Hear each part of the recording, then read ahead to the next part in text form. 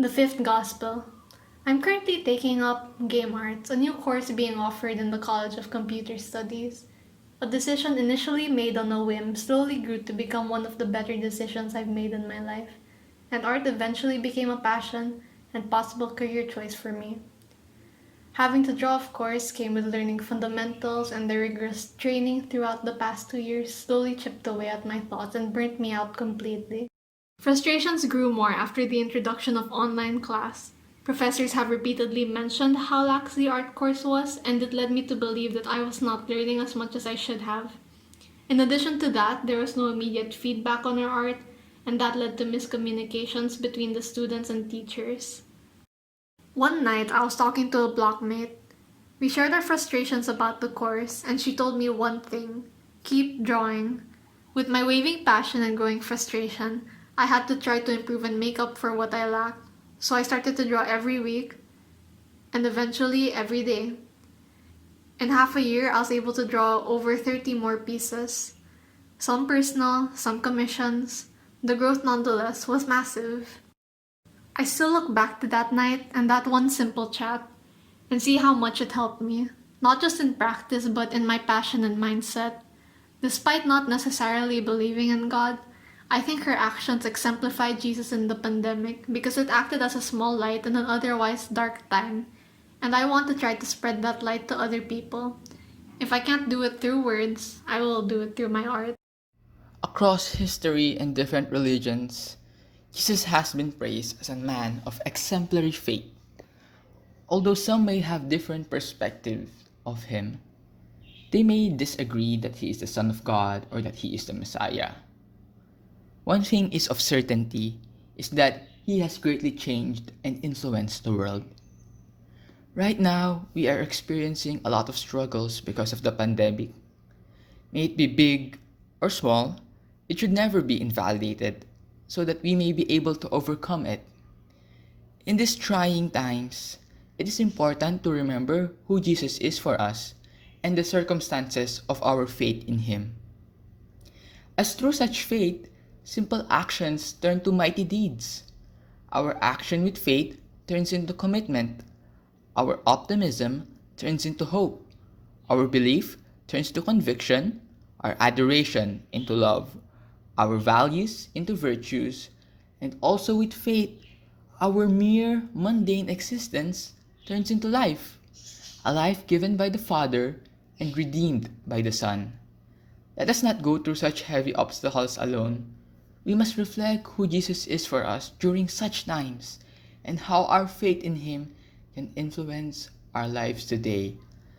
Let us always remember that we are not alone. Jesus is always with us. Hi, I'm Jacob Gaba, and I prepared a simple poster to illustrate Jesus' role in my life during this pandemic. I think it goes for each and every one of us that COVID-19 has been an awfully difficult experience. What we initially thought to be just 1 week off of campus has been going on for a couple of months. And since the hasty implementation of online classes last term, there have been a lot of low moments, breakdowns, just wanting to give up.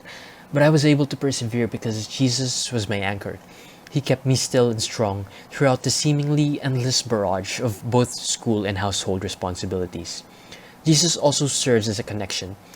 I have a relative who recently tested positive with COVID, and it's so frustrating because we can't even be there physically for her since hospitals hardly allow any visitors. Patients aren't even allowed to use mobile devices, so truly what connects us right now is Jesus through our prayers.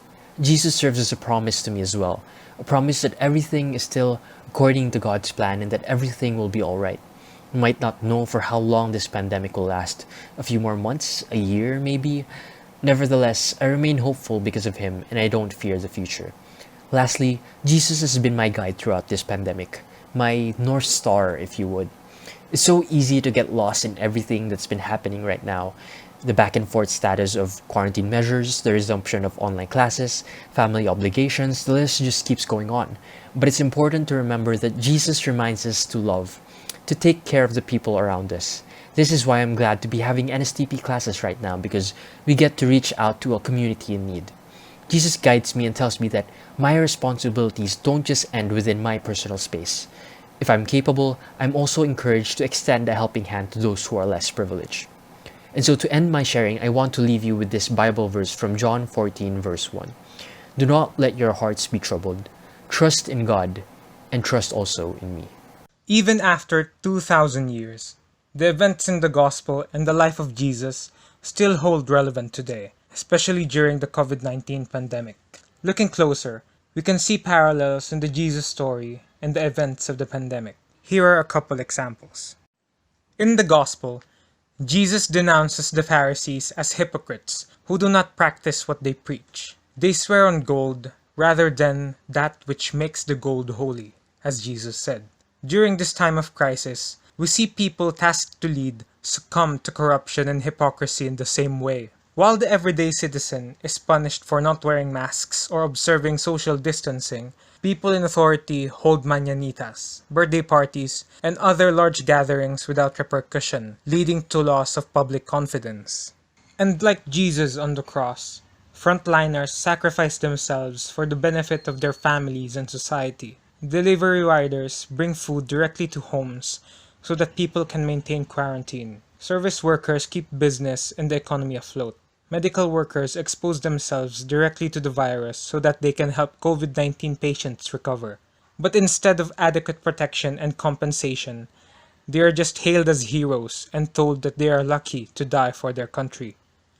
It's no wonder why they are the most at risk of dying from COVID-19. People are still willing to sacrifice the innocent when Jesus has died so that sacrifices would be no more. As the fifth gospel, we have to return to Jesus and his teachings because the problems he faced in his time are still the problems we face today. Our lives are a retelling of the Jesus story as the gospels before us were. And through Jesus, we can make the fifth gospel a story of salvation, even though the times may be hard right now. Then the righteous answered him, Lord, when did we see you hungry and feed you, or thirsty and give you something to drink? And when did we see you a stranger and invite you in, or naked and clothe you? When did we see you sick or in prison, come to see you? The king will answer and say to him, Truly I say to you, to the extent that you did it to one of these brothers of mine, even the least of them, you did to me. Jesus continued, This extends to your brothers and sisters amidst the spread of this sickness spreading throughout the land. When I was isolated, you have given me comfort. When I was in struggle, you have given me compassion. When I was problemed, you have shown understanding. When I was suffocating, you let me breathe. Like a single lost sheep from a herd of many, I shall leave the crowd to look for that lone sheep, for no one shall be left behind. It does not matter how much is in thy pockets, nor abstract numbers that measure your intelligence, nor even the faith you try and show. God considers all, and God is within all, without question. What we do to our kin, even just a single one, we do to our Lord. Thank you. Hey guys, it's me, Kate, and for my part in the midterms, I will be doing a song, playing the violin. It's called Wag Kang Mangamba. So the reason why I chose this song is because, Wag Kang Mangamba means do not be afraid. And at the time of this pandemic where everything is uncertain, I know that a lot of us are scared, a lot of us are, afraid of what will happen next.